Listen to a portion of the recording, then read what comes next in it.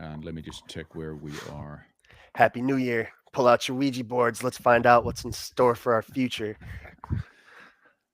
Yeah, Is it yeah. day? Isn't Are you on the second of New Year, or is it? Are you still on the first day? Let me check. It says January 1st, Wednesday. Dope. It's 22:25, so 25 past 10 in the evening here. Nice, man. You're almost to the second day. So what did you eat today? It's World Carnivore Month. I almost forgot, but I haven't ate anything other than meat today. So Yeah, what have you been up to? I had what I was planning on eating yesterday, but so I had herring, uh, a gravlax, salmon, Oh, okay, and okay. fish roe. So what the hell is it called? Oh, you're starting off with a bang. And with I did have some, Like we caviar? eat. Yeah, it's like caviar basically, but it's not a Russian caviar. It comes from a Finnish from a small Finnish fish. Sturgeon? Uh, no, no, sturgeon makes caviar. That's from Russia. Oh, I think okay. they have maybe not only Russia. I think Iran also produces some. Anyway, but this is like orange, pinkish, reddish, and very delicious. I And was. usually Oh, we have it with some specific type of sour cream, which is ooh. a specific Russian type of sour cream. So That sounds delicious, man. I was watching a nature documentary in Yellowstone National Park, and like they got to the part about like river otters and stuff, and like yeah, they were showing like how they feed the young, and it was like showing its babies like how it hunts for fish because like when the salmon runs happens, like a bunch of salmon gets stuck in like low tide areas, and so this thing goes in and it looks for a salmon that has a lot of caviar or fish eggs, and it's sure, just like eating this like five-star meal of like you just get this high def of like the babies are eating this just beautiful caviar, beautiful yeah. fish. Some of these animals eat richer than us. Yeah, yeah, absolutely. And actually, we do. There are a few types of this fish roe available. Salmon is one. It has quite large. The salmon eggs or the salmon roe is quite big, Yep. and I kind of like the finer stuff. Finer by finer, I don't mean better, but it's just smaller Yeah, I want to and three try times more caviar. expensive. The problem is it's basically impossible to find it unsalted. So for me, it's like a struggle. But it just seems. Is it? I mean, does it Yeah. pop in your mouth? Is it chewy? Like, what's the vibe with it? Well, you can. It's not chewy, but it does pop a little bit in your mouth. It's just it tastes nice. It's pleasant. Yeah, it's a delicacy. You know, even if you don't know it, when you eat it, you know it's a delicacy. And normally you don't eat you know like pounds and pounds of it. So you eat a small amount. So even if it has some salt in it, yeah, I think you Does it probably taste good? so Like, could you eat pounds and pounds of it? yeah, I could, but I can eat pounds and pounds of everything. So yeah, Every time there's a ribeye being consumed, no one is going to eat more than me. That's like my number one thing is like I will never let yeah, someone eat more meat than me. It's like my number one rule. yes.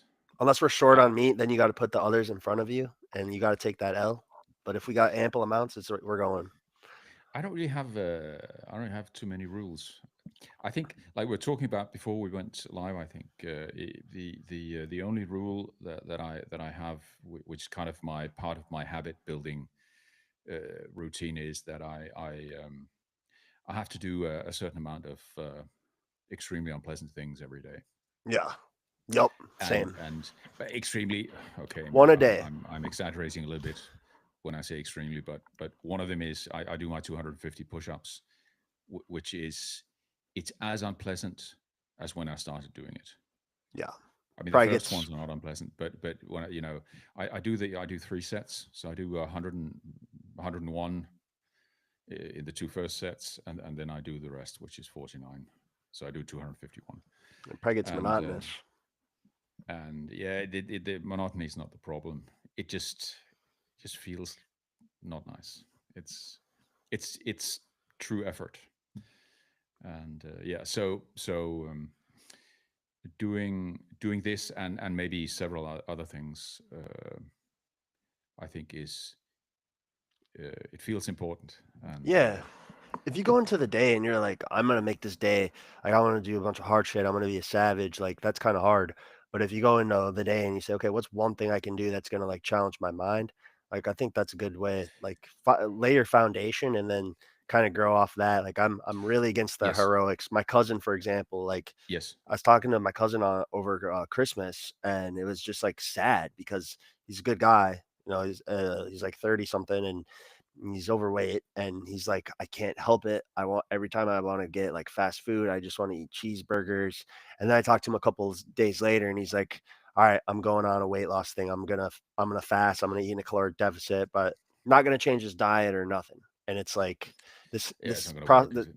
this concept of heroics, like stop trying to Oh be a yeah. hero every day. Like even Yeah. the heroes aren't heroes every day.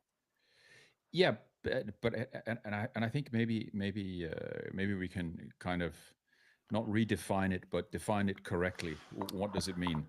And I Yeah. think what it does mean is that you do a bunch of boring stuff, uh, which is unpleasant and nasty to do. And as a consequence, you get stronger, better, more disciplined, and primarily you get better in a better control of yourself and your emotions, and your self-respect increases. Hmm. And so you start by doing these kinds of things step by step.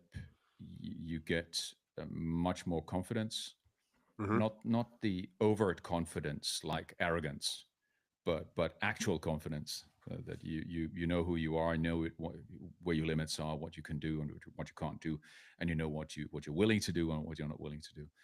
I think it, at least long term, and then you can make better decisions. You can be more effective and more useful to yourself and the world. Yeah. And I think with it, it kind of brings me to the New Year's resolution kind of stuff, which is it's always been an interesting thing to me. And I used to have some, let's say, some of them badly defined goals, and some of them unrealistic, and some of them, even if they were well defined, they maybe were not. Maybe they were too difficult. And I think there's a point in and my advice would be to anyone that yeah, fine, make your New Year's resolutions. Try to focus on one, and try to make it something which is a habit, and then don't set the bar too high. Don't set the bar high at all. Set the bar low, so that you so there simply is no excuse not to do it. It's a You starting you point. you, you can do it, and it's just ridiculous if you don't do it. Yeah. So you get into the habit of doing the habit, and then you can do the next one. You can add the next one and the next one and the next one, and then you can make, if you're not in the habit of doing habits, you can set up a habit tracker. I think there are apps for this, but you can do one in Excel as well, or any other, on a piece of paper, uh, and then build from there. And rather than setting impossible goals, stretch goals, or other nonsense, you set some goals that you achieve, and you start feeling that you can affect things. You can actually do the things that you say that you want to do, and you get into the habit of delivering what you promise to yourself and to others, and get out of the habit of over promising and under delivering, Oh, that's a bad one. and these things. And I think a lot of people are very good at this. They don't need my advice, but I would have needed my advice a long time ago. So what's the big thing you're trying to fix? You said you're trying to hone in on like one thing or what's Ah, I have to say, I built this habit tracking stuff. I built that over 5 years ago, and it was just simply, I read the book Atomic Habits when it was published towards the end of 2019, and it's probably been the most important book in terms of books affecting my actions. Mhm. maybe also my thinking, but certainly my actions that I've ever come across and read. And so and it kind of has such a positive and compelling message. And one of the things that clicked for me or really was the important thing for me was the stuff about setting goals which are achievable, and building habits, even in simple and banal things, and then keeping doing them. So I built a habit tracker back then, and I probably have, I don't know, I have about 110 things on there, and I'm working on those, regardless whether it's New Year's Day or not. I think for this year, the my New Year's resolutions, or my one thing that I want to improve is related to my physical fitness. So the exercise routines that I do, I want to tighten up my gym routine somewhat. So I need to get the leg days upgraded. That's my thing. Mm. That's a good one to shoot for. Yeah, and keeping it simple. I do a lot of the big things are are pretty much, I wouldn't say under control. That's kind of an expression which annoys me a little bit, but they're in a good established habit pattern, like what I eat and how I sleep, and all the basics related to having a healthy to living in a healthy way. Yeah, for sure. What So, about you? um, so I guess like my perspective on New Year's Eve, like I've seen all the negative Nellies say like nothing changes, it's just a new day, like whatever, yada yada. But I don't like to buy into that. And so like what I've done in the past, like a lot of people have done, is like I think you kind of tell yourself, well, it starts on the new year, so you do whatever, it starts on the new year. But for me, like the New Year's habits that I'm trying to start took time. So like the previous weeks leading up, I've been kind of trying to kind of set the foundation so I can actually execute on some of these things. And the biggest thing for me is to stop smoking cannabis. And basically, I figured out that I have a connection where if I, because I've taken, I'm someone that's taken like pre-workout in the past, so you could get anywhere between 200, 150 to 400 milligrams of caffeine in 20 minutes time. You get pretty wired, and then you're looking for that downer to kind of mellow you out. And so, like, what I did first before the new year was I decreased my caffeine content, and then my craving for cannabis has been going down. I've been smoking less, and Hmm. now that the new year has started, I've just completely eliminated it, and now it's just all systems Good. go. And Yeah. I think one lesson I learned in 2024 is that I have kind of an addictive personality where like I've gone stretches without it. I've gone 80 days without smoking. I've gone 4 weeks without smoking. And I thought the first time I went and bought like a vaporizer, and then it's like you have that thing for days. So then you kick the habit. And then I did it again where I just bought like one joint, and then I don't have anything on me. And it's still like I still wanted to like smoke after that. And so I just basically realized like, I'm cutting it out this year, but really what that means is I'm probably cutting it out for good because I just can't take it in small amounts. Yeah, it sounds familiar. I think a lot of people have addictive personalities. Yeah. I think it's much more common than we might imagine. I mean, look at how fat people are. So obviously, you know, somebody who's overweight or obese. I mean, they have an addictive. There are addiction issues there, and I'm not denying the food environment's effect on this, but nonetheless, the food environment is not going to help you get out of that, and things like cannabis or alcohol, Mhm. or if it's on the food side, whatever I processed saw foods or other things, they are not going to go away. So I so saw it. you have to get a control of it.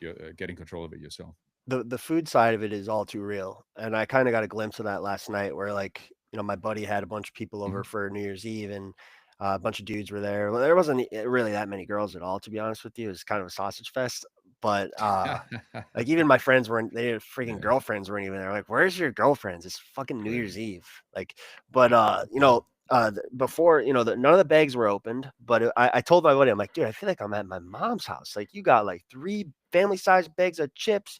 You got the Wow. guacamole, you got all the good stuff. You got a cheesecake over here. Like, you about to have a party up in here, bro. And then sure enough, 11 o'clock rolls around, and there's like 8 dudes in the kitchen, like fucking raccoons at nighttime, just going off in the kitchen. And Yeah. my point here is like, okay, whatever, you have a little bit. It's like you can't stop once you start.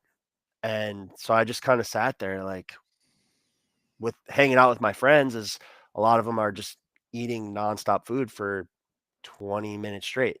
And it's all junk food on New Year's Eve at a party, you know? Yeah. Just kind of weird. But yeah, shit's addicting. Yeah, for sure. And yeah, and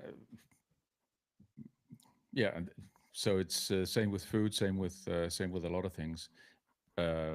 Social media as well, for sure. Yeah, social media is a tough one. I mean, especially if you're on multiple different social medias, because like I've honestly like I've been playing fantasy football online, and I used to have a Nintendo Wii, and I was in like chat bots like as a like way super young age. So I've always been in this, and like I think there's a lot of us where it's like this is kind of like more so than like there's a lot of people that just watch shows, they watch TV, they watch movies. Like for me, that's kind of this type of stuff. And Yeah, it can get to be too much. yeah. There was a the late I think it's the latest Huberman podcast. They're talking about this, and I haven't listened to the whole podcast, but they had some as usual some good takes and some interesting points about that. And one of the points I picked up in the beginning that I listened to was that with social media we don't have we don't have the same kind of regulation that we have with things like food and drink and whatever.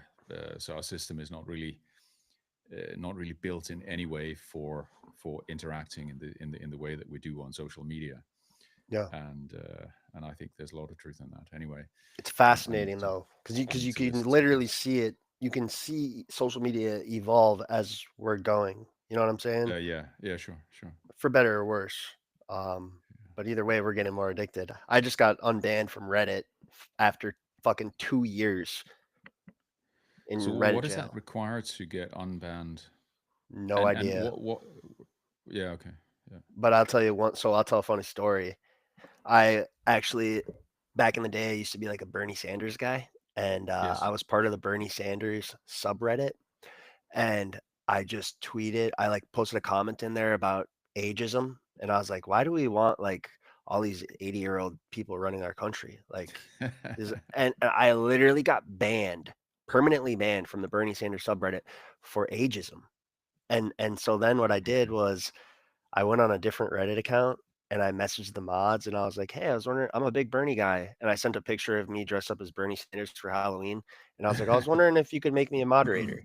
And they made me a moderator, and I just unbanned myself and You left. unban yourself. Very good. Yeah, yeah. But Clever. yeah, no, Yeah. it's dangerous, all these social medias. Um, Yeah.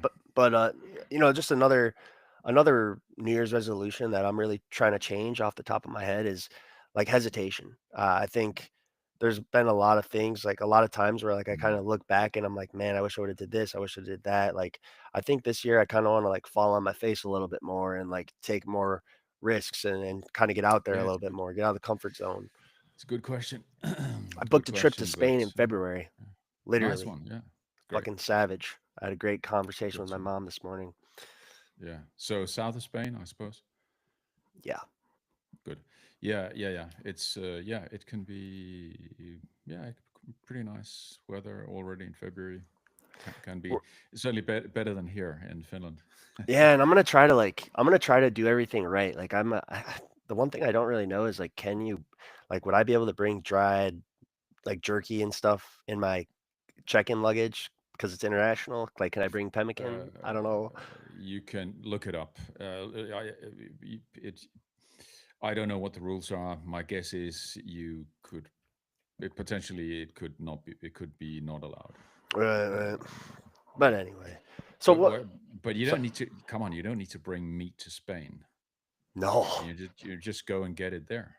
Yeah, I mean, so last year we had a work retreat there, and I don't use salt, as some of you, Ah, many, yeah, yeah. and But they but have they no, have plenty yeah, of butcher shops, no, that's everything. It's not. So hear me out on this. So we're in a hotel, all inclusive. They had a buffet, and go to this buffet.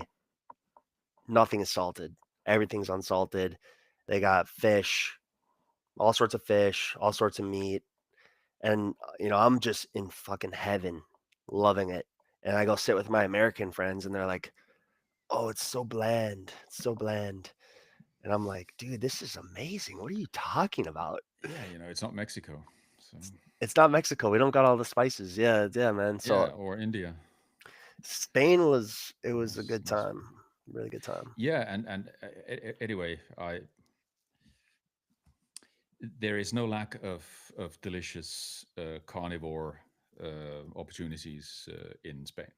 Yeah, that's So true. it's yeah, excellent place for any kind of food. Exactly.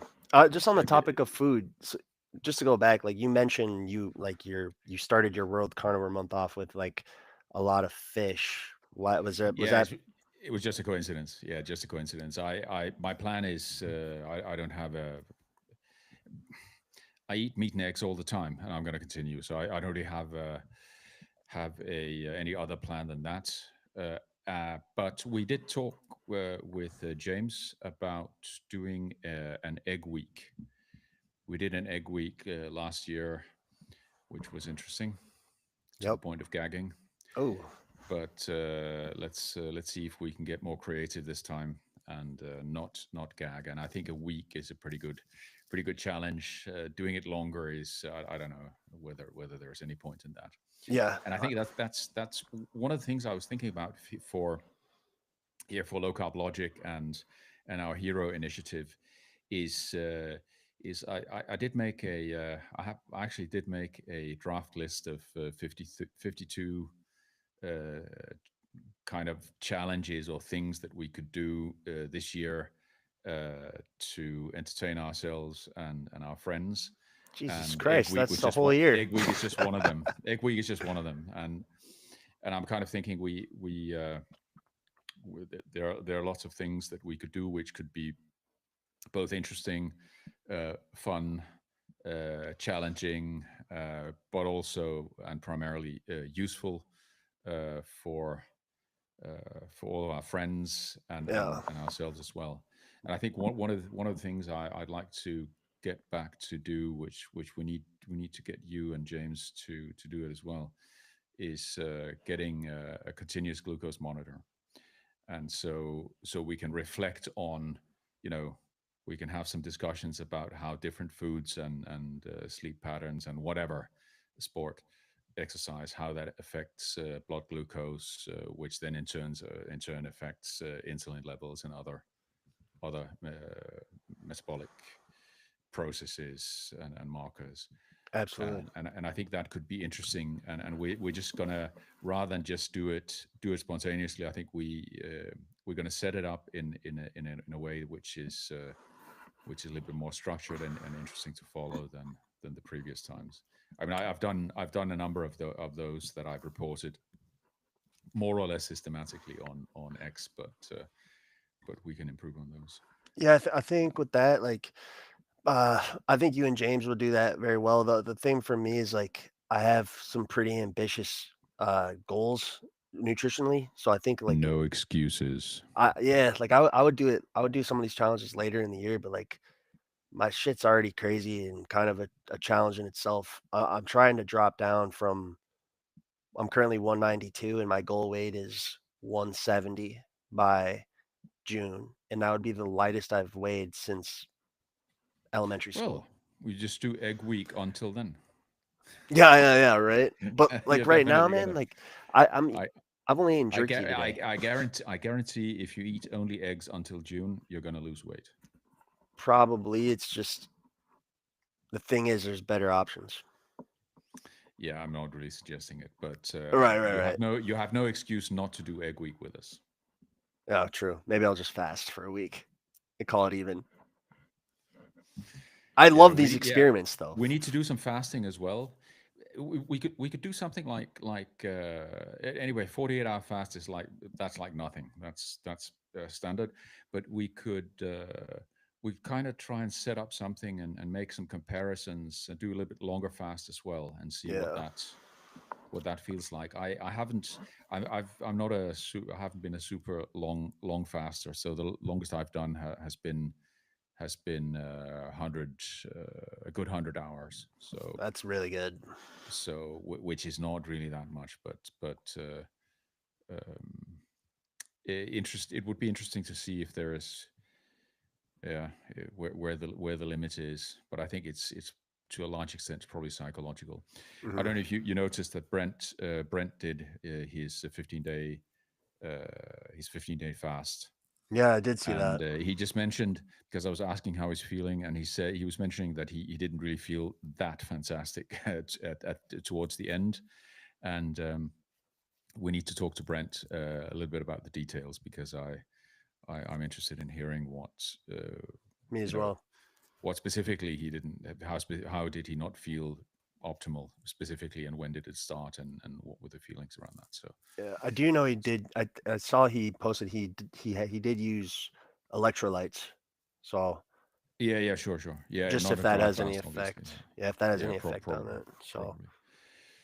yeah, fasting is big, man. I'm a really big believer in that. But the longest I've ever fasted is like 36, 40 hours. Other than when I Yeah. was in the hospital, I did a 10-day Mhm. fast, not because I wanted to, but yeah, it Yeah, that's a seems. bit. I'd say that's a bit different when you have a when you're in a precarious situation, and outside or inside circumstances take over and make decisions for you. Then it's a little bit different. Yeah, But I had a food blockage, and then they literally put an NG tube up my nose, and then it sucks out all the food, so you can't eat or yeah, drink while it's in. So they'd come in, give you the minimum amount of liquids, so you don't get dehydrated or whatever. And then on the seventh day, they gave me. I guess I kind of broke my fast on the seventh day because that's when they give you IV nutrients, which is weird as hell because you're literally just don't get hungry. you rested on the seventh day. Yeah, it was weird. Well, like they when they started giving me the IV nutrients, it was just like I'm not hungry. Yeah, of course. Yeah, sure. Understandable, although boring, but Yeah, yeah. But because it's fasting, nice man. to eat, isn't it? Anyway. I love eating, which I is my main thing. The main thing that keeps me from fasting more. I don't know if I really need to or should fast more often than I do. mm, Maybe not. But the main thing that's keeping me from doing it is because I just like eating. yeah, just tell And me about it. so even though honestly I actually I feel better. If we take a 48-hour period, I feel better if I fast than if I eat. I feel great if I eat as well, but I feel even much better than that if I fast. Mhm. But still, I still prefer to eat rather than feel much better, which is crazy. Aren't you kind of like a one meal a day guy, though? One or two. I mostly two. I Mostly mostly two. two, but it's within a. I typically eat within 4 hours, so it's like a Yeah. kind of like a main meal, and then a little bit because I like to eat. So I eat. I make a smaller second meal. Well, I read that wolves will eat a carcass and then come back later in the day and eat the carcass again. Yeah, that's me. Yeah, Yeah, right. four So it's hours later. yeah.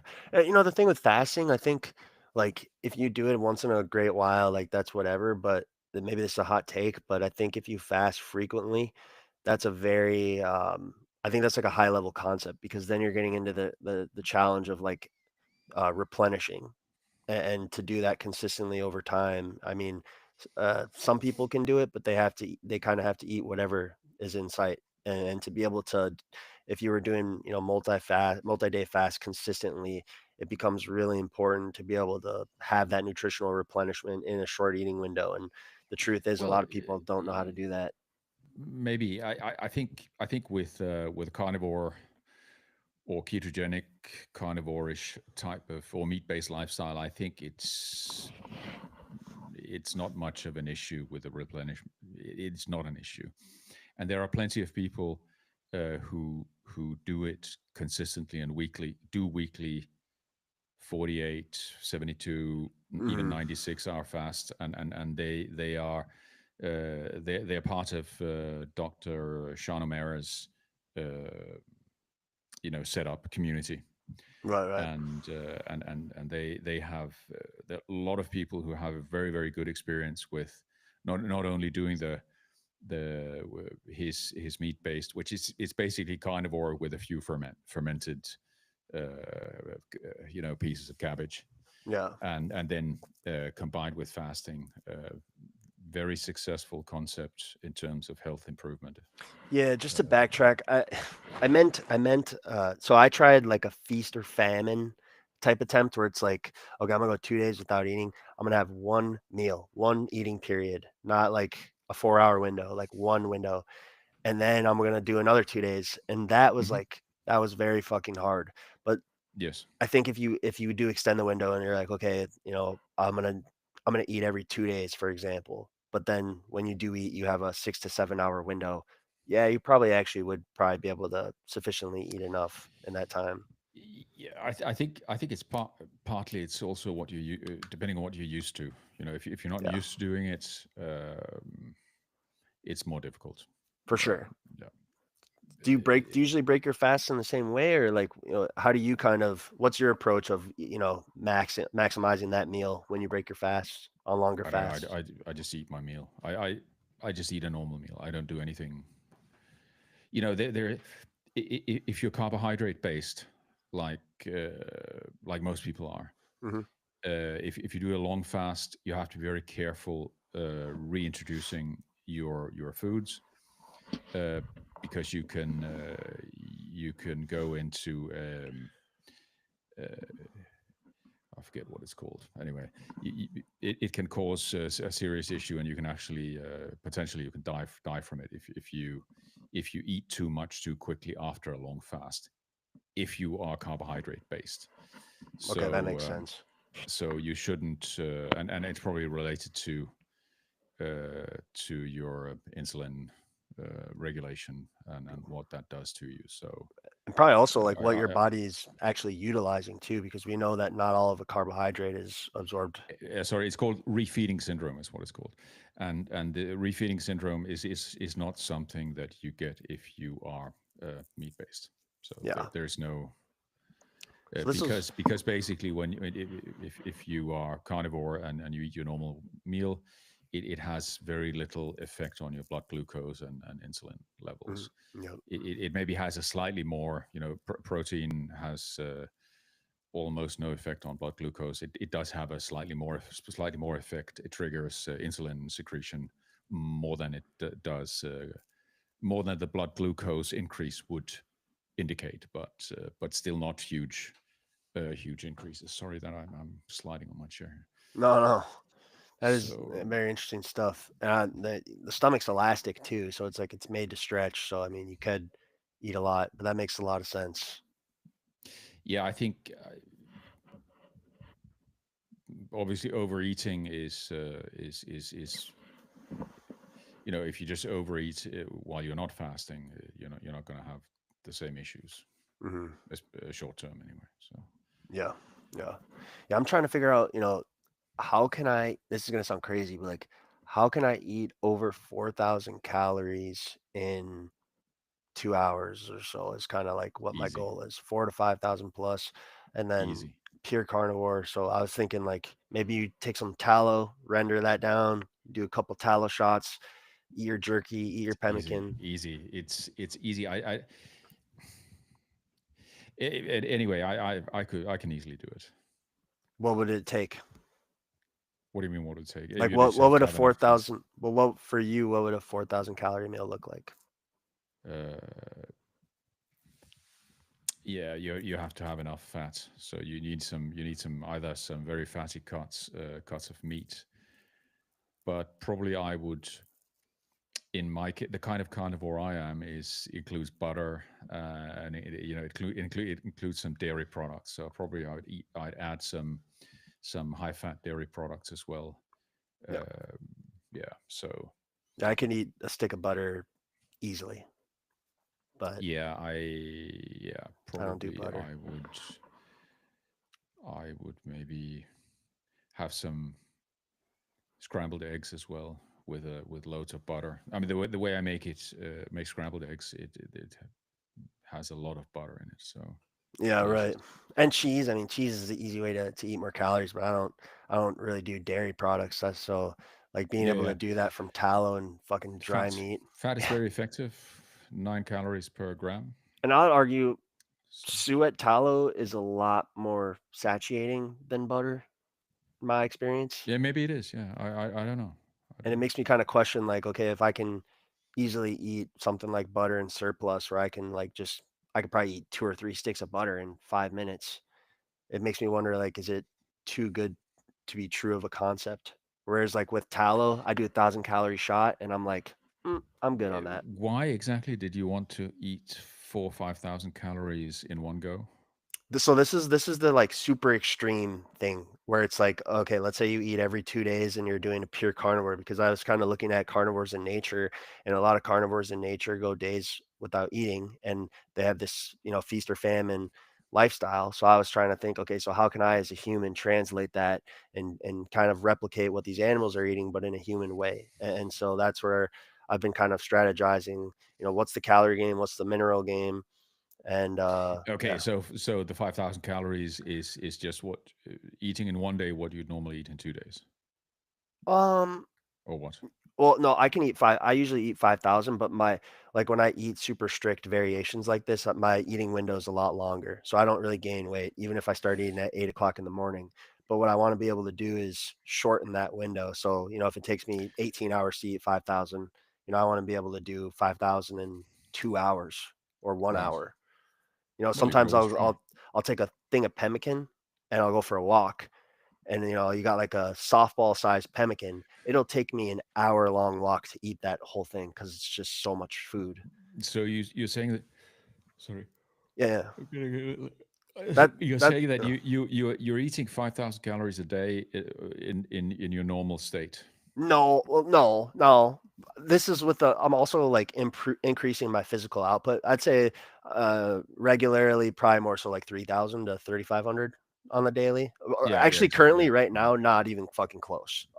yeah, yeah, Because yeah. I ate salt on Christmas, and so I've been Right, doing kind of a sodium detoxification. I've been eating a lot of right. potassium-rich foods, not currently because it's World Carnivore Month. But so I've been like, I'm like, dude, you have enough body fat. Like, do you need to add more fat to your diet right now? Like, just let's lose some fat and then add it. So I've Yeah, been just jerky, you man. Just exactly. Yeah, you probably don't need to eat. Yeah, so like right now, what I'm doing because I'm now getting off the starches because my I think my extracellular fluid from sodium, like from the salt, I think that's back to baseline, and now I'm just trying to get that liquid from glycogen out of my system, and so completely reduce the starches and carbohydrates, and uh, my replacement of that isn't actually fat, it's actually with more jerky, and so I'm just eating jerky right now, and then when I get home, when I start to crave fat then I'll eat some fat, or then I'll eat some pemmican, yeah. and then I for I satiation, I the fresh meat. I think it's if you want to lose if you want to lose body fat, fluid, and whatever, and not muscle, obviously, stop eating carbohydrates.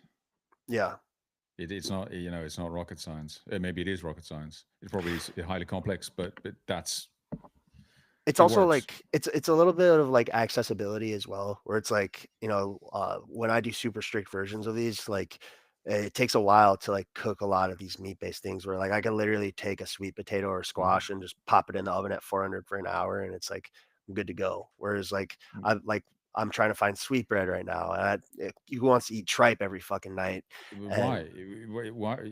I think you're just complicating it unnecessarily.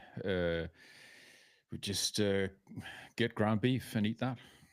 Easy. You I don't had even a have to cook it. Eat it I'm raw. I have no problem with ground beef, but I had a Yeah, weird just eat it raw. experience with it. I have no problem with it, but the thing is this, is that I I had this thing where I was testing this out where I was instead of because I was so sick of having to clean all the grease up, so I started cooking all my steaks in water like an idiot. And when I would put ground beef in water, it would get all foamy. I would have to take a spoon and scoop the foam off the top. That's never happened with steaks. And so then I was like, why is that happening with ground beef? I don't know. It just gave me a weird No, vibe. it's So ground good ground beef. This is what it happens even with not ground beef. If you boil it long enough, you get foam, which you need to take away. It's true, true. some of the protein does that. But I think I don't know. I think eating just meat is extremely simple, Yeah, it's simple. and That's the other thing. It just gets boring. it requires very little preparation and nothing. Anyway, Remember, I'm eating no salt, so I even need as some it variety may, from time to yeah, time. it doesn't matter. You don't need variety. What is the objective? I Is want the variety objective? from time to time. No. If is the no, you said the objective was to lose body fat. Yeah. If you want to lose body fat, stop eating carbs. Yeah, but I mean, just, No, anecdotally, I can lose weight with carbs too. So I mean, I don't need to have a big if I'm losing weight on a steady trajectory of it's not like listen, hear me out. This is the conversation of going from carbs and then either decreasing your carbs or completely going cold turkey. So what I was doing was more so, sure, there was a time I wasn't training for any races or nothing. So it's like I don't really like I'm not really having super adverse effects from certain things. So I'll eat it without problem. But now I'm starting to ramp up and train more. I have bigger ambitions for 2025, and so that's where I'm like, okay, let's dial back on that type of stuff and let's get into the real tough shit now. Let's get sure, serious. yeah. But it's just if your insulin levels are higher, Hmm. it's just very difficult to the body cannot burn it cannot utilize the fat reserves on your body for energy if your insulin is high. And if you eat carbohydrates, it drives your insulin up. I'm not saying it drives it high. Of course, it depends on the amount, Yeah. how long and all kinds of things. But it's just the reason low carb or no carb lifestyle is so effective for uh, getting your body fat percentage to be where it's supposed to be, Yeah. which is not super high, is because of this.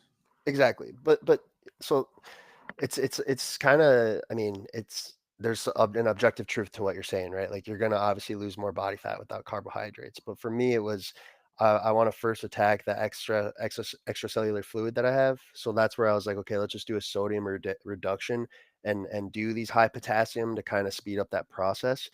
And then Yes. once that happened, then it was like, okay, I mean, glycogen can deplete in like 36 hours, 40 hours. So I mean, I'm not too concerned about getting out. And the other caveat I should say is like I'm very physically active. So, if you're sitting around, maybe this approach doesn't work as well, but I'm getting up at 4 in the morning, doing the treadmill, going to the gym, doing the treadmill. I come back, do the treadmill, go for a hike. Like I'll just do like 20 minutes at a time. And I think when you're highly active, then you are burning more of that glycogen. But like I just yeah, it's kind of a calculated thing. Like I've done the Yeah, cold turkey approaches. I'm not exactly sure what you mean by the glycogen From what I've stuff researched, that you're talking about. if you're physically active and you're using glycogen and let's say you just stop using glycogen, from what I've read, it takes like 36 to 40 hours to kind of exhaust that glycogen if you're, you know, uh, working out and stuff. To exhaust the existing glycogen stores in your body, Yes. but your body then builds new ones. You know, If you add glycogen. your liver, whether you eat or not, your liver will provide the glycogen the, that you need. You can in fact you can see it if you're wearing a CGM, a continuous glucose monitor. You can see it when in a fasted state when you start it. Many has to have the same experience. Start exercising, and your blood glucose goes up, uh, because the first of all, the liver produces its own, not only for the muscles but also internally in the liver. There is a glycogen storage that it can push out quickly to respond to the need, to the muscular need for glycogen. So it Yep. pushes it out. Your blood glucose level goes up, and then it produces. It keeps producing the glycogen that you need. It's not going to end. It ends if you die. It ends, but it doesn't end before that. Interesting. It will continue to produce the glycogen you need to do the movement that you're doing until it's over. But does so yeah, okay, I see what you're saying. I don't know. It just comes down to body composition and just anecdotal feedback. And I guess like for me, like carbs were a lot more of a touchy thing, but once I stopped adding salt, like it's I honestly like don't really get soup. I don't bloat up or really gain much weight. I think like on these strict versions though, like with carbs, my body weight is like I said, it's like 190, 192 right now. But with the carnivore diet a year ago, strictly for 2 months, I dropped down to 180, which was like the lightest I've ever been. But I'm traditionally like 200 plus pounds. But yeah, it's just Yeah, eh, but you are. Hold on, I'm just trying to answering some questions. You are. How tall are you? 6'2". 6'2". Yeah. Okay. So you're a relatively tall guy. Um. Yeah. 6'2", 192 right now. And you want to lose 20 pounds. Yeah. Because I'm super competitive and I love to run and I love like Okay. distance running. If you've ever ran more than 20 miles at 200 plus pounds, it sucks. But when you Yeah. get light, yeah. It's the same with competitive cyclists. If you look at them, the only big body part on them, visible big body part on them, is the legs. Yeah, and I mean, ultra running community in particular is extremely toxic when it comes to food. I mean, if you look at a lot of these influencers, they'll post these what I eat in a day videos, and none of them really know what they're doing. They understand the value of eating enough food for energy, but their definition of that is to eat whatever is humanly possible. And I'm trying to challenge that rhetoric and take the same concepts of like eating a lot of food, but like I want to try to show that that can be done in more efficient ways. And so while the theory hasn't been proven yet, the hypothesis is that um, with things like a carnivore diet, like I will slim down to like a 170, 175 with fasting and all that stuff, but I'm hoping not to lose too much muscular composition. Yes. So, because like it's a fascinating thing. I mean, in trail running, some of the best trail runners in the world, they don't have the best diets, but they can run a 6 minute pace for 50 miles straight. And you look It's at them with the crazy. shirt off, and there's not much to show for it. It just kind of begs the question of, is this really the best that we have to offer? And yeah, Well, I don't know.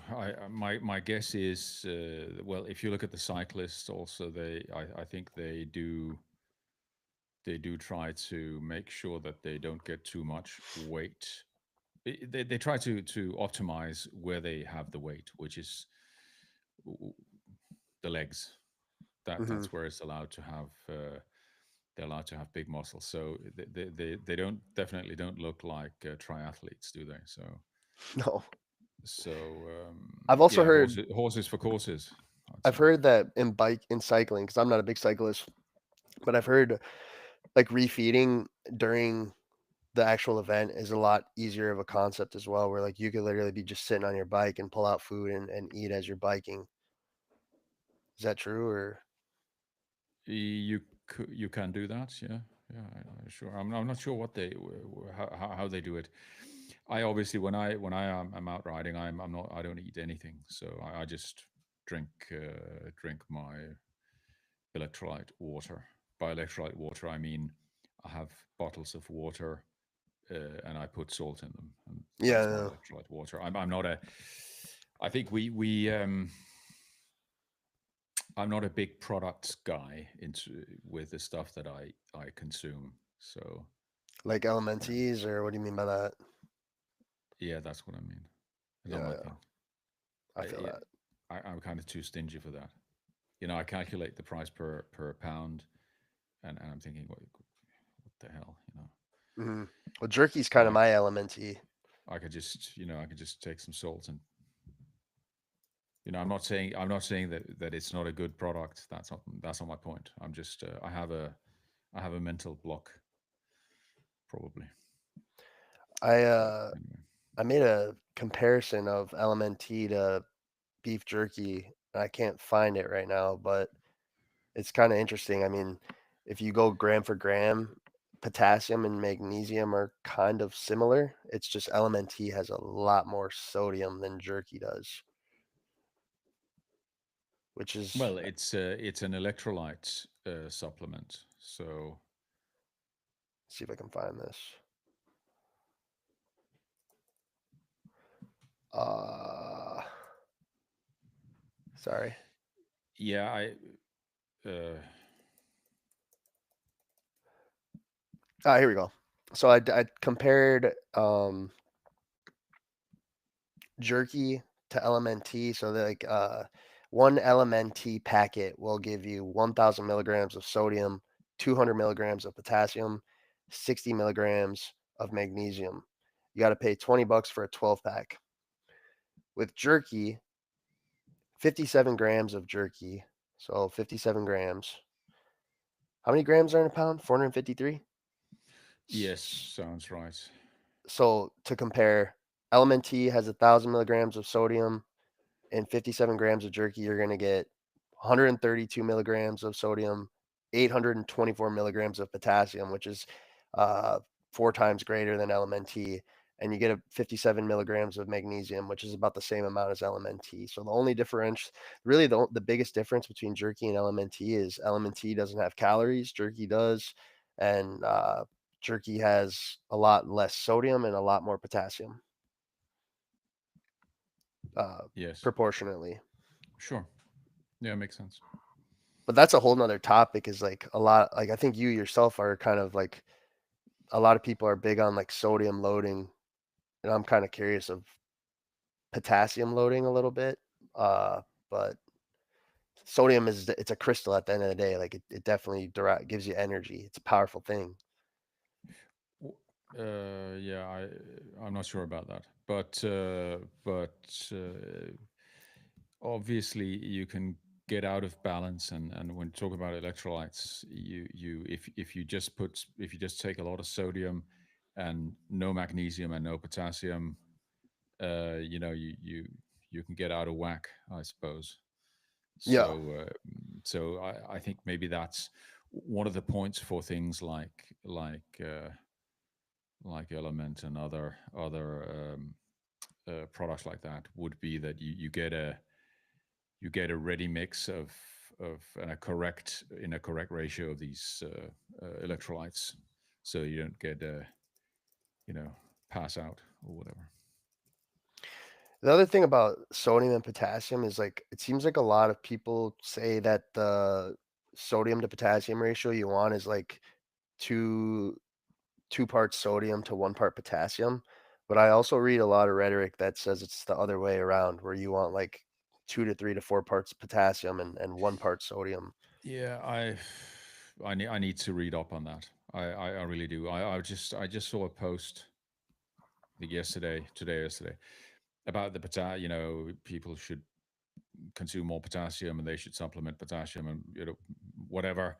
But as usual, most of the posts are not necessarily that referenced with the studies, and if they are, it's usually just one study. So really, it would be interesting to have a deeper look and find out what Yeah, what it's what not it even really about is. studies either for me, because like I look at a guy like yourself and a guy like me, where I think we're both decently good at execution, and we Hmm. have different approaches. We're within the same community. We Sure. both, like low carb and favor that type of eating, but we just have different approaches, but we're both still good at executing. And so I think, just trying to kind of, if we can prove our own theories, I think that goes a long way than like some random study that Zinzhu Chu made with, Yeah, you yeah, know. for sure, for sure. No, I was just what I was thinking about was, okay, these ratios with, how much sodium, how much potassium, and etc.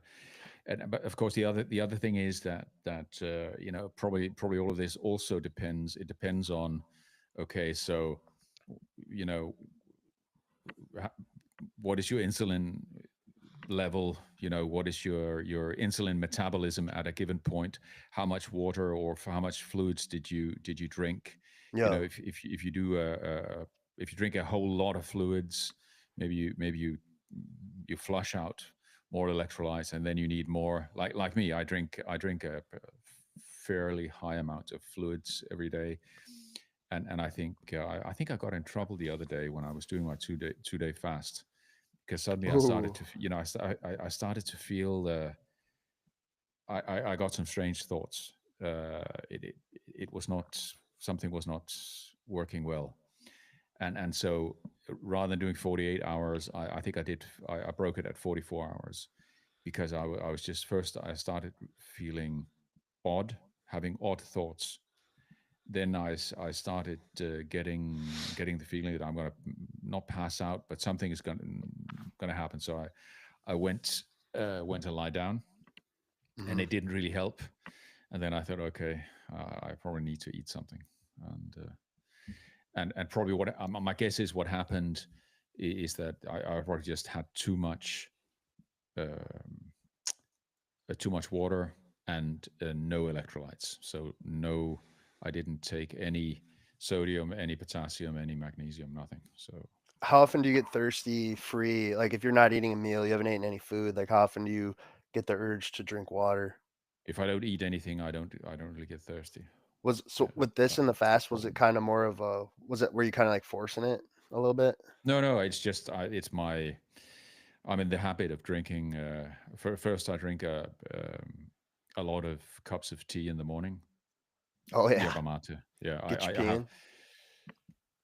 and then I switch to water, and I just noticed that I'd forgotten to drink. Where I normally, when I eat, about an hour after I eat, I typically get a little bit thirsty. Yeah, I always guzzle after I Obviously, eat. because I eat very protein heavy, Yep. it demands some fluids after that. What And one? th- Yeah, go ahead. and when you're not eating, obviously you don't get thirsty then. Yeah, you get bored, just like, let me drink.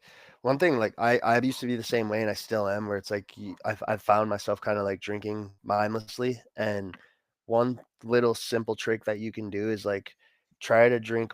You might already use, but like try to drink more room temperature water versus cold water. And like, because for me, I realize I'm like I just love cold water, but room temp is not really as craving wise. Yeah, yeah, Same I think. thing.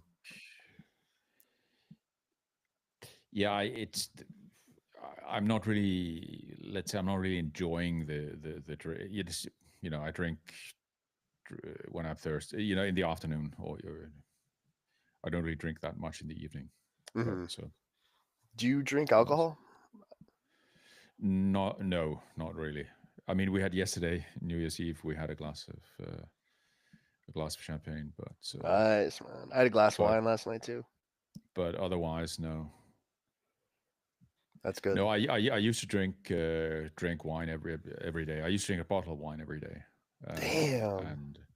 and that I stopped that in 2019, a month before I changed my diet, because I thought the stopping the drinking alcohol, the wine drinking alcohol, I thought that would kind of do it, change things.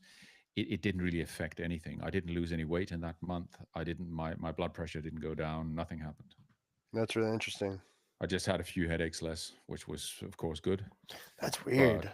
but that's why I then it was clear that I had to take some serious measures. So So you originally maybe thought like, oh, it's got to be the wine, but then you did the wine and you didn't really feel any different, and that's when you started to look a little bit yeah, deeper. I suppose I kind of thought I was drinking more than I was. I don't know how to explain it. Hmm. Why did it not have more of an effect? I'm not saying that it was that it was fine drinking this amount of alcohol. Definitely not. But Hmm. anyway, the changes started. It really was extremely effective and very fast when I stopped eating carbohydrates. Yeah, it is. It is. It's just Extremely effective. yeah. Yeah, I mean, I lost. I started losing weight immediately, uh, day one, basically, Hmm. and I wasn't, I wasn't obese. I was just, I think I was BMI maybe, I don't know, 30, sorry, 27 or something like that, 27. So I was average BMI for Finland. That's the average BMI of the population here is 27. Percent. Or no, sorry, 28. Yeah. So I was a little bit below average BMI. Wow. Yeah, everybody fat, Yeah, it's more or less. I saw a graph showing like obesity rates by country between men and women, and I was like, just like, well, I need to move to Spain, Italy, or Sweden because it's got a bunch of chicks in shape and a bunch of fat dudes. So if you're in one of those countries, get your ass into shape because we're gonna start. Americans are coming to your countries while you guys come to ours. Yeah. I'm just kidding. I think I, yeah, I think I don't know. Maybe it's just my subjective. Let's say the people I tend to meet, uh, also in professional setting, in France. Uh, no, I don't meet any fat people. I never met any fat people professionally. Everybody was in pretty good shape. Italy also, no I fat think people. France was the low, like one of the lowest on that graph that I was looking at actually. And and yeah, yeah, Hmm. Yeah, we got some problems going on. Ozempic might actually help. We'll see. I don't know. yeah. I'm. We'll see. It's definitely here to stay. And uh, yeah, I think it's very interesting with the talk with um, Tesla Boomer Mama Yeah, about her Zepbound. And I think for a person like her and people like her who do it in a considered way, they understand what it is that they are doing. Uh, I think it can be a great help, and I think it can help uh, kind of get some good eating and food habits established, so that when you come off of the medication, you can stay healthy. hmm, Uh, but I think for a lot of people who are maybe not considered type of people, uh, it's going to end in tears. yeah, But it's going to probably. end in tears anyway. So Hmm. I don't know. Yeah. Is it pretty late in Finland for you, Klaus? Should we wrap it up? It's 11:28. So yeah, I think we're gonna wrap it up. I'm getting a little bit tired. I could see it. I could I'm see an the early riser. yawn. Yeah, sorry about that. No, no, I was going off my thing too because I always fall asleep at like 11:30 these days. I saw it was 11:30 in Finland. Yeah, I like to chat, but yeah, I used to be a total night person, but not no longer. It's kind of fun. And I really notice a difference if I want to. I'm 100 times more effective in getting things done that require deep concentration if I do those early morning, before noon, basically. So between 5 o'clock in the morning and noon, it's I can get a lot of things done. Then when the afternoon comes around and I have my first meal and stuff, then I get I hate concentration is not nighttime. so good. So Nighttime has not been good lately. I don't know what's been going on, but nighttime's been coming around and I've just been getting like I just feel like my mind is kind of like the like you're a little bit from what I heard is like you become a little bit more emotionally weaker at nighttime and it's just like it's like daytime's fine and then like nighttime's like I gotta just go to sleep like I'm stressed right now. the the ghosts come out at night. Yeah, I've been using a Ouija board. Maybe that's what's going on. Yeah, No, I'm don't do just kidding. that. Oh, I'll use it again. I love those Don't do things. that. That's funny, Stick with man. Jesus. So I just want to say this really quickly. So I have a buddy, goofball of a guy, but I've done a Ouija board with him like 5 times. And have you done a Ouija board before? No, If you do I Ouija have board, not. I've not done any occult practices. oh, we're different in that sense. No, I just made myself sound crazy there. I've just done Ouija boards, but Yeah, like there's people you maybe do maybe Ouija you're a board. lunatic. Yeah, maybe you do Ouija boards with certain people and like nothing happens. This guy, I've done a Ouija board with him like 5 or 6 times. Every single time, the board goes fucking crazy. And I told him, I'm like, dude, you're such a phony, bro. Like I know you're fucking with me.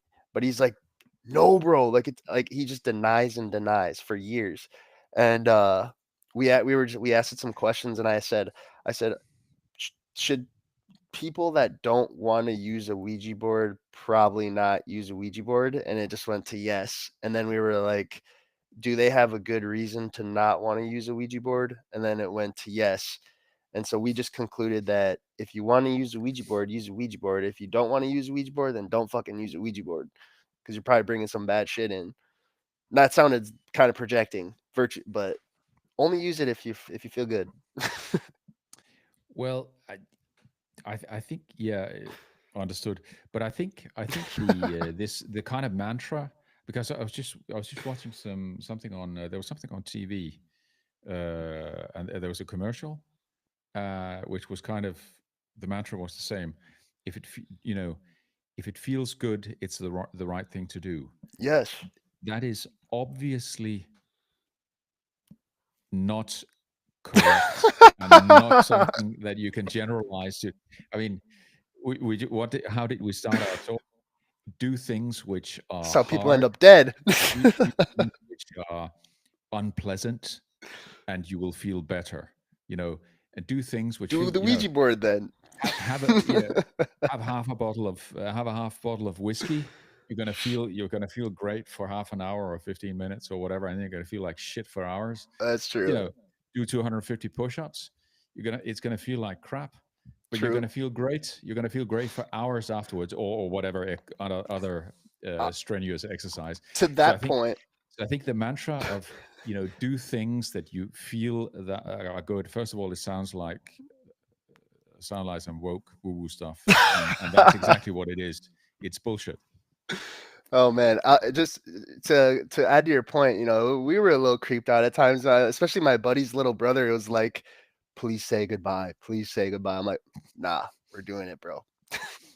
Get out of your comfort zone." If we have What that's touchscreen not. I don't. I laptops, don't think get out of your comfort zone. I don't think that's exactly what is generally meant as a good thing around that. the funniest question from last night was, we were being stupid as fuck, and will I find love in 2025? And it's like And what was the answer? my buddy highlighted the answer in his own words, and he said, "Goody, you're either gonna find love, independence, or both." And I was like, that makes That's sense. no answer. That's everybody. That was not an answer. Yeah, That was just nonsense. yeah. I could go on, But man. That shit's fun to me. Life is too boring. Like, just do weird shit. So don't dye yeah, your maybe. hair rainbow colors unless you can pull it off, though. Well, I mean, first of all, you have to have hair, but Oh uh, yeah, too. I don't have that problem. So, You could do your beard. You got a clean yeah, beard, man. yeah, but I'm not really. I, I, why would I? This is the same for me as why would I get a tattoo? You know, I've no tats I've either. considered this several times, Same. but I can't. I don't know what's the decision criteria I would have for a tattoo. What something which is so permanent? Oh No, I yeah. just Well, couldn't that was the. decide. Well, Wouldn't be able to. I'm unable to decide. So I was talking to this. I had a little summer fling with this beautiful Spanish girl, and uh, still talk a little bit. There's a whole different topic, but she Like I said, I just said beautiful to paint the picture. Like she's a beautiful girl, but then she has this massive lion tattoo on her back that she just absolutely regrets, and it's just kind of funny. Uh, She's a what? badass. Yeah, but that's my point exactly. Not it's not like it's a life changing thing, is it? It's not. So so what? It's fine. I mean, it Yeah, looks like shit later, but who cares? yeah, yeah. I'm But I would impartial on still, tats. I still think it's probably a better idea to do 250 push-ups or 50 pull-ups per day than get a line tattoo on your back. Yep. And the number one tip that I heard from the hood: just don't get tattoos on your face. No teardrops, Seems boys. pretty obvious. Seems pretty obvious. That yeah. Prove me wrong. No. I agree. I agree. No, if anyone's listening. Yeah. I don't know. So, Um, I think it's. I don't really think it's. I think one of the other problems with challenges with the tattoos is that it's not even controversial in any way, shape, or form to have tattoos all kinds of places. mhm. It's So not. what's the there's not even a point of being a contrarian. You actually it's completely mainstream. It's completely mainstream. Yeah, some people are into Unlike it, I guess. carnivore, Nope. Yeah. carnivore is not mainstream. I don't think carnivore is going to become mainstream. I think it's going to become more widespread, at least eating more meat, because the health Yeah. benefits are so amazing and fast. It should. But We'll see, yeah, right? yeah, we will. Let me just. I was just trying to see if I don't have a good routine of answering questions which are in the kind of in the chat window in Oh, on I gotta do X better at for that. this. I think we need to because I have it. It's streaming out to both the Low Carb Logic account and to my own account. So I think next time we should probably assign. I can answer comments on mine. You could answer the questions that or comments that come in How do on the Low Carb Logic. how do you see the comments? Because I can't. Go on X and go on the profile, and then you can click on the Oh, on the live. oh shit! I see Harmony's question, and I just to say it, she said, "What's your body fat percentage?" And I actually literally just posted on Reddit the other day that I was like, I haven't stepped on a scale in a while. What do you guys think my body fat percentage is based on the eye test? And the most common answer I got was 12 to 15%. Yeah, yeah, I would say so. Maybe 15. You I too, think or for me? based on the last you put a photo where you were standing in the forest or in the garden or something. I Yep. I would say yeah, towards 15 is my guess. But it's good to kind of see that, and like I feel really good. So I'm just like I'm excited. It's probably for health probably not a bad place to be. It's not super high, but it's not too low. I think for me when I if I go below 10%, I'm at a stage where I my sleep suffers. You know, I feel very lean, but I can't sleep well. Mm, So for me is I'm probably around 12. I would say about 12%. That's a pretty good place for me. And it's not difficult to get below 10, Is it but dangerous? Is there any studies on that? it's not dangerous. Like if you got below 5, would that be dangerous or? No, it's going to be difficult. I think uh, it, there is some essential level, but it's less than 5 for men. I think it's 3.5, but Oh I'm not man. exactly sure. But these are numbers which are so low that you're definitely gonna know about the limits if you're working yourself towards those limits, because that's going to be difficult to do. You're Dude, basically how? starving. You're starving yourself at that point, I in my looked up opinion. 4% body fat and like literally like just a picture of like one guy showed up. It's got to be Yeah. really hard to do. Yeah, I think some of the if you look at some of the bodybuilding competitor people, when they get themselves in the very low body fat percentages, obviously they're using some um supplements to Yep. help them get there. To put it like that, which Yeah. is fine. I'm not criticizing. It is what it is. But I think the lowest I had was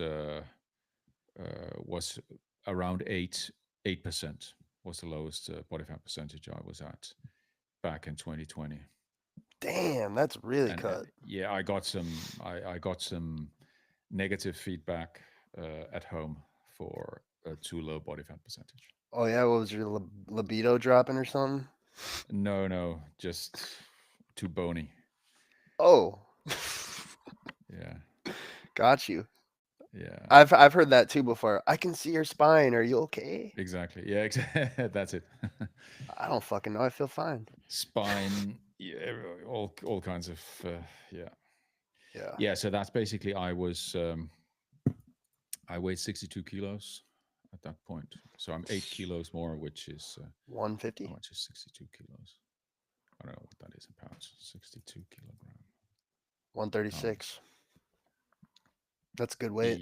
Yeah, 136.7. 5'10", And 136, dude. That sounds like a professional runner.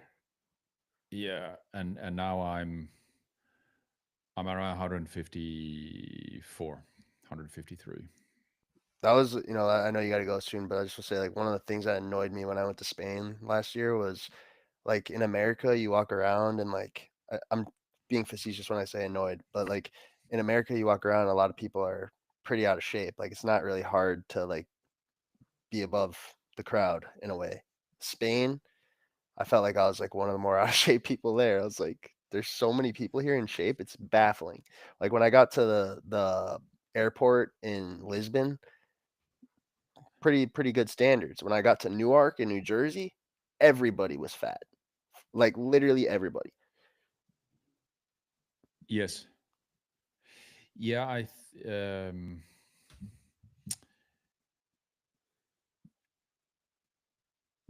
most people here, I would say, when I'm out and about, are not in shape. Yeah, it's also I don't know how it is in Finland airports, but like a lot of American airports, it's like kind of hard to eat healthy. It's impossible. You got to go Uh, the patty but route. but but you don't really have to eat in the airport. So I don't, but man, it's like walking or on the plane. these days. But It's like being it's like going to a festival because there's just so many food courts everywhere. You know? yeah, I one of the things I noticed when I was traveling a lot in the States is that there is a lot. The airports are even more carb filled than over here. It's not a big difference, but it seems almost impossible in most American airports to find anything other than a donut level something. So sweet and carb filled.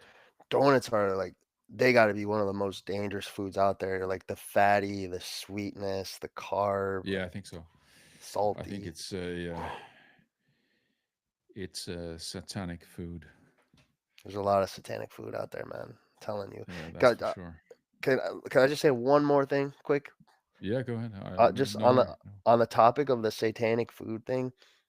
Like when I stopped using sodium, maybe I'm wrong, but I swear my resting bitch face went away. Like I swear. Like I Yeah, could be maybe. wrong, but I always used to have this like look, and now it's I don't know. I feel like it's not as scary anymore. A little more approachable, but I don't know. Yeah, that's yeah. Who knows? Who fucking knows? Who knows? I I think for me, the sodium stuff, there is I don't notice a lot of difference other than when I did this 2 week experiment or 16-day experiment. I just got the last few days huge anxiety, and it went away when I started salting to Yeah, taste. Although you said that, I salt very little, yeah. and I was It might almost have been wondering. something else, but nothing else really changed. So But for me, after it's interesting because after Christmas, I got a bunch of anxiety for the opposite reason, right, yeah, maybe it which affects is something. there's something going on with it, Maybe man. when it's out of balance, it gives you this. That's what I think too. And also I've said this before, but like if you're doing a zero carb carnivore diet, like I don't think sodium's going to be as detrimental. It's more so if you maybe wanted to eat more carbohydrates, Sure. then I think you try to explore that salt-free life. Well, when you eat more carbohydrates, your insulin level is higher and your sodium retention is much higher. Mm. So when Holy shit, dude, that clicked in my head. yeah, so when you increase carbs, you should consume less salt. So is that because of an increase in intracellular fluid allows the sodium from the extracellular fluid to travel into the intracellular more from the I carbs? don't know, but that's so the regulation mechanism is insulin driven. I got you. Because just with that, I had read that so if you increase your sodium, you're going to increase your extracellular fluid, but if you increase carbs, you increase your intracellular fluid. Ben Bigman has uh, fantastic and easily available lectures on this specific subject Yeah. directly. Respect. He I have is respect for Bickman, but the podcast you sent me, I literally listened to it twice and it was just like very hard to comprehend because it was just a lot of big words. maybe I've listened to him so much, so I'm used to it. Well, you're smart, man. You're So like you take what Bickman says and you make it make sense. no, Respectfully. but I think because to me he's extremely good at presenting it in a very simple way and a very understandable way for lay people. But I, What are you I don't trying to remember the say? No, I'm specific. just kidding. I don't. I don't remember the specific lecture that I sent. But I think he has. I think what he calls the is it the metabolic classroom or what? I forget what he Yeah, calls something like that. his He's thing. cool. But just start from the beginning and listen to all of them. Just go through all of it. It all makes sense. It's all super relevant, and yeah, I mean, it's interesting to me. I don't know if you find it interesting, but it's about exactly these topics, and of course, it's very insulin focused because he is very focused on the insulin metabolism or anything related to insulin. But I mean, he's one of the top guys when we're talking about understanding metabolic processes, and especially focused on insulin. Is that where Yeah, you did you hear from Bickman about if you eat more carbs, you retain sodium more? I'm not sure, but it might well be. Okay. Because I just it makes sense because just on that theory of the how if you eat glycogen, you increase your intracellular fluid, and from what I've read, intracellular fluid takes fluid from the extracellular. So if you have high amounts of both of those, maybe it makes sense to me. And also, like when I do cut out the carbs and I start eating more jerky, that's clearly more sodium, but it doesn't store like you're saying, which is just kind of fascinating. Yeah, I think you have. I think when you go from a standard high carb diet to a low or no carb diet, one of the reasons why you lose weight so quickly in the beginning is because the body because your insulin level goes down, your kidneys excrete a lot of stored sodium, and then when your sodium levels in your body go down, you don't your water retention level goes down as well, and Well, you and got so the antidiuretic hormone as well. yeah, so you lose, like you said, you lose fluids, um, and in the beginning, Yeah, but and then you start burning fat as well. But I think in the very beginning, it's not the majority of the weight loss is not fat burning, is yeah, my understanding anyway. that's exactly the thing. That's why I'm starting out with the fluid loss, and like what I heard, and Bickman kind of talked about it too, is like there's certain hormones if you have sodium. So like there's one called the anti-diuretic hormone, and so if you have sodium, if you're eating like large amounts of sodium or whatever consistently, this anti-diuretic hormone kicks in and it prevents you from losing water weight. But then if you go a few days on, say you decrease your sodium by 50% and then wait 3 days, the anti-diuretic hormone kind of decreases, and then you start to lose that water weight that Right. it's was holding on to, which is kind of Yeah. interesting as someone that like when I when I consume sodium and I drink a lot of water, I don't pee. You know what I'm saying? It just is like I just know it's like being held up in my body, and then it's like, oh, I gotta wait 3 to 4 days, and then it'll come out or sweat it out or whatever. Yeah. Oddly, I've had I have my experience is the more fluids I drink, the more I have to pee. Very strange. Oh no, I know. It's just you probably No, are pretty I'm base. not making fun of you, but Yeah. that's just But I'm saying so. specifically when I like if I drink a lot of water right now, like I would have to pee. But if I ate a bunch of salt right now and then drink a bunch of water, I wouldn't have to pee. No, I understand your point, but And of course, I haven't made the experiment of doing it like that. But yeah, all else being equal, the more I drink, the more I have to go to the loo. yeah, same. And I And don't it have a was the same colon. before all this low carb stuff. I had the same phenomenon. Drink Hmm. more, go more to the loo. Yeah. Yep.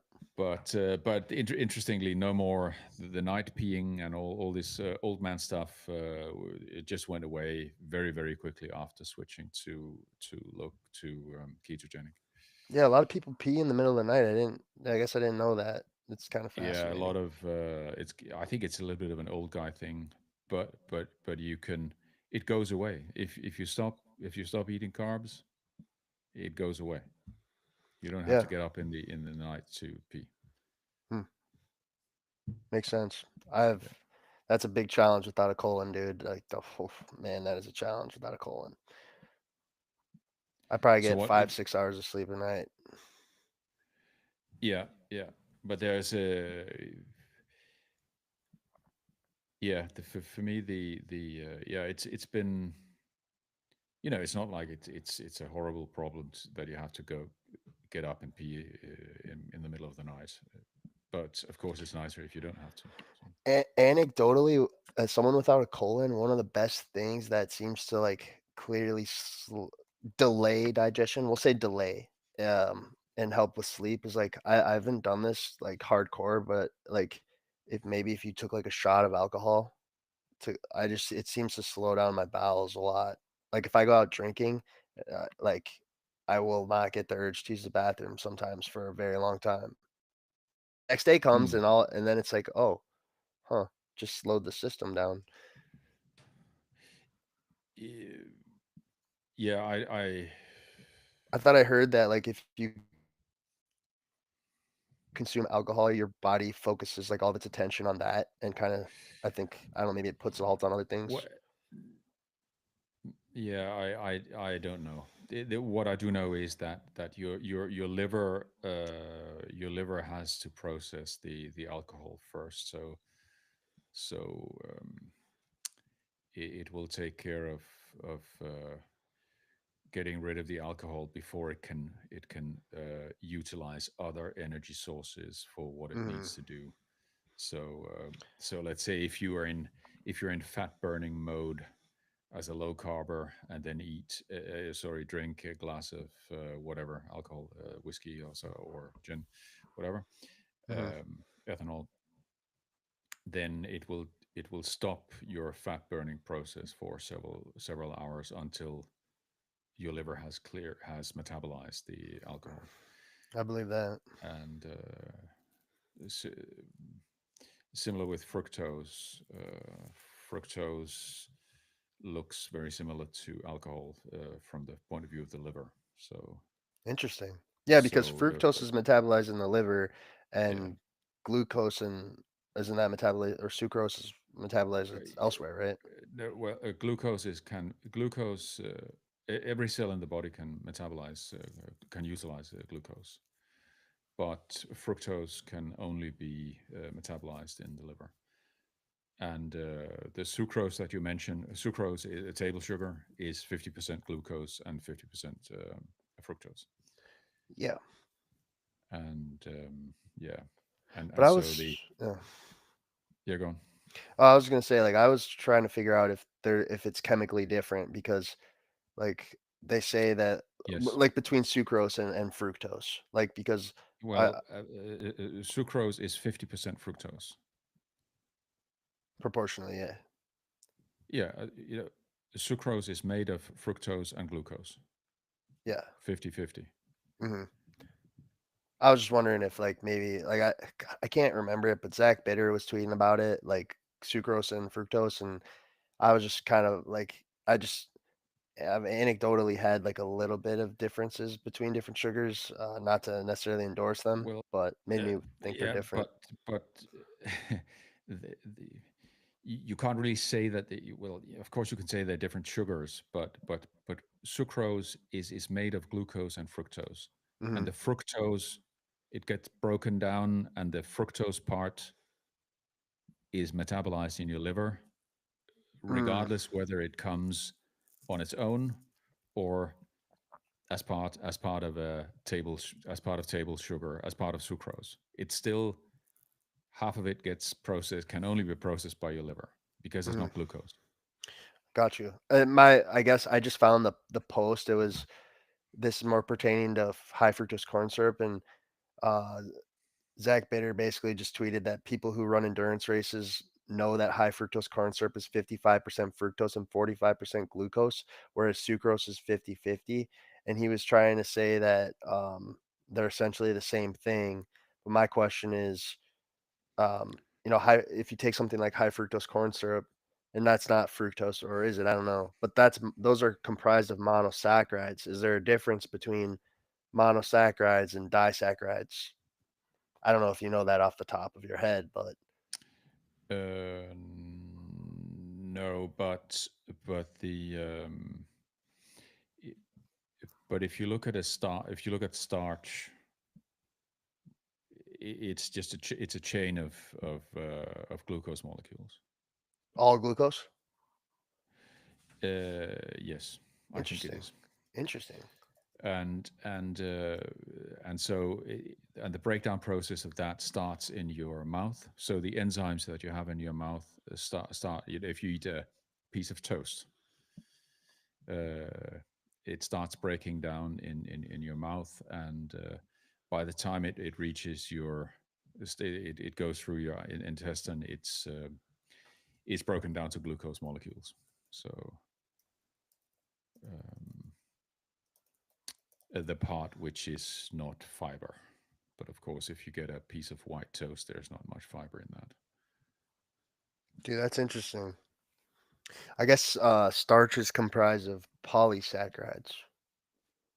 Exactly. And those get broken down uh, with your digestive enzymes. Are those better It breaks it down to then? what? Is that better than like No, no, worse? no. It's virtually the same. Oh, okay, okay. And it raises your blood sugar as very quickly, just like if you had sugar. I mean, you can do when you have if you're wearing a CGM. I did the experiment several times. Have oatmeal, Mhm. which is praised for it that it doesn't raise blood glucose. It's total bullshit. It gives an enormous spike if you eat oats or a bunch of toast or whatever. It breaks it down to glucose, and your blood glucose level just goes through the roof Mhm. within. It starts within minutes. Wow. So Have you tried this with sourdough bread? I have not tried it with sourdough bread, but the response I get from eating a portion of a serving of oatmeal, it's the same as eating three Mars bars. Interesting. So you might as well eat the Mars bars. Well, if that's what you like, and the energy, of course there are there's probably some crap in the Mars bar that you don't necessarily want to have in your body, and there are probably some vitamins and minerals in the oatmeal which are actually healthy for you. So, Yeah. but in terms of blood glucose response, just stay away from carbs. Yep. It's very simple, and it Yep. doesn't matter whether the carb is a polysaccharide, monodisaccharide, what. Did The you ever body, fiddle? the digestion breaks it down within minutes. Have you ever fiddled with chia seeds? I have consumed them, but if you want to get your body fat percentage down, don't eat it. It's relatively high carb. Yeah, I won't it's then. I've it's yeah. Well, apparently they're So like high in omega 3s, and I just had yeah, this but the idea but to, yeah. yeah, but the form, the availability of the omega 3 oils from those. Also, flaxseed is very high in omega 3, but unfortunately, the bioavailability for humans is extremely low. It's like something where you have, if you eat it from fish, you have virtually 100% bioavailability. If you eat it from chia seeds or from flax seeds, So if you're gonna eat chia seeds, eat fish. you have like it's like 9% bioavailability. It's like virtually nothing.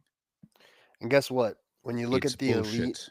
when you look at the elite classes of like the Aztec and stuff, like a lot of their people ate carbs probably better than they did in Europe. But when you look at the royalty of the Aztec, guess what they're eating?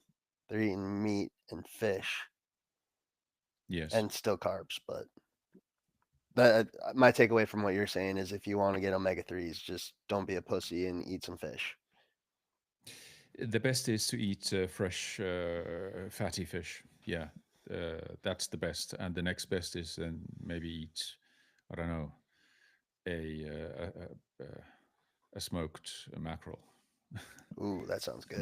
Mackerel is very fatty, and mackerel is very high in omega 3. Do you always bake fish, or do you cook it, or you brine it, or no? No, I steam it. Yeah, Steam. Yeah, that's what it's we the talked poach. about. It's called they call it poaching, but it's what I do is uh, the poaching method I follow is like steaming. Anyway, it doesn't matter. So I use steam. Got you. So Okay. uh, and that first of all, I think it tastes great, Hmm. and then you don't degrade the sensitive the you have less oxidation of the oils because the temperature is not very high. Got you. If you fry it, you get a really nice crust, and it's beautiful. But you, of course, you have more oxidized omega 3 when you fry it on a hot pan. Hmm. So I might so it's go buy probably I some. I, I would say it's healthier. It's better for preservation of omega 3s and other nutrients. It's probably better to eat it poached. Do you just curious? Do you discard the liquid, or do you drink that as well from No, the no, steam? no. I don't. I just throw it away. Okay. Okay. Just curious. Yeah, but I do drink. The water I drink is filtered, so I drink filtered water. Yeah, I'm So I just take drinking tap spring water water. and filter it, and then I drink it. Oh, with the Brita or something? You got a pretty good filter? Yeah, it's not a Brita, but a similar system. Nice. Yeah, I just drink spring water from a plastic bottle. I probably have super low testosterone and crazy shit because of it. You have plastic in your bowls. Yeah, That's probably what they say. plastic. I mean, Microplastics everywhere. yep. I have a my filter system is a glass one, so I'm Nice, trying dude. to have as little plastics as possible You're safe. I haven't floating heard from around. Inversionism in a while. I know he's kind of big on that stuff. But Yeah, he had a photo of his light therapy setup. Looked very impressive. interesting. I Yeah, missed go that look. one. Go have a look. Yeah, he's got it's a nice setup with he's got UV, near infrared, uh, red light. He's got everything on his setup there. Is this a recent post? Yeah, I think Oh this shit! This is some Jimmy Neutron shit. yeah. What in Yeah, it's God's good stuff. name? Good stuff. That's not going to give you cancer? I'm just kidding. I don't think so. I think it's it. I No, I'm just joking. Like For what I motherfuckers will. know, Oh yeah. he's doing the combo he has there. It looks like what I would do if I was gonna do it. So No, I know. um, I'm just talking shit. Where it's like kind of yeah. funny. Where it's like, and this is not to support plastic, but people will tell you if you drink plastic from, or if you drink water from a plastic bottle, you're gonna have plastic in your balls, and all this stuff is gonna happen. And then they'll go stand 2 feet from these fucking red lights that are all plugged into walls and shit. Like, there's no radiation attached to that. Well, there's all kinds of. Well, first of all, you want the radiation, but of course, then Oh, there's probably some EMF as well, which maybe you don't want. this is a crazy setup. It's a good question, How the but fuck did he do this? He look. This is some Nikola Tesla shit. Like he's about to be time traveling. no, it's just It's just cool. he just has Vitamin some D lamps and a lamp. good setup. What? Sorry? Does that say a sperm vitamin D lamp? No, I swear to God, that says sperm, dude. it doesn't. It's the hell is that brand? Let me look it up. I'll That tell you looks what like it's an called. M. Or is that a joke? Look at the text. He says what it's called. Spurdy. Spurdy. That's it. Oh, I see it now. I have a sick mind.